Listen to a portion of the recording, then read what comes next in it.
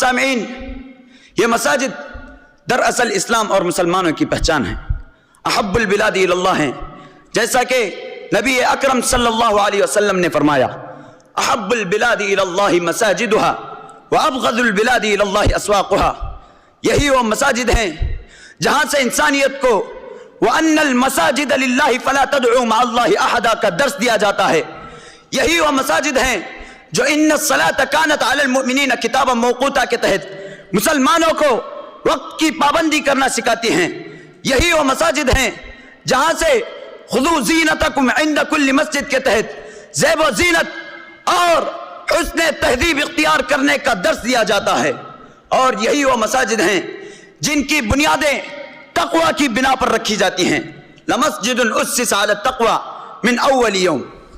حضرات محترم، یہ مساجد در حقیقت شعائر اسلام کی پاسداری، ایمانداری، انسانیت سے وفاداری، والدین کی اطاعت گزاری، صلات ارحام و رشتہ داری، اور اپنے روٹے رب کو منانے کے لیے گریہ وزاری و شب بیداری، الغرض یہ مساجد ہر قسم کی بیدار مغزی کی روح انسانیت کے اندر پھونکتی ہیں۔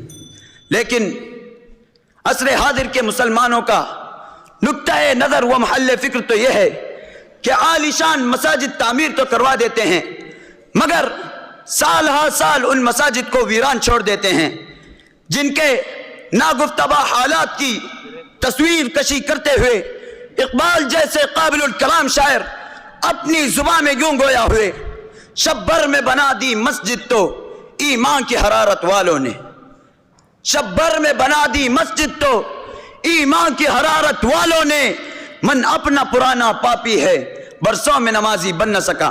لہذا ہمیں اپنے اندر بدلاؤ لانے کی ضرورت ہے، اور ان مساجد کے تقدس کو لوگوں کے دلوں میں جاگزین کرنے کی کوشش کرنے کی ضرورت ہے۔ آخر میں اللہ تعالیٰ سے دعا ہے کہ اللہ تعالیٰ ہمیں ان مساجد کی مسلم اہمیت کو لوگوں میں تسلیم کرانے کی توفیق عطا فرما، آمین۔ وآخر دعوانا ان الحمد للہ رب العالمین، والسلام علیکم ورحمۃ اللہ وبرکاتہ۔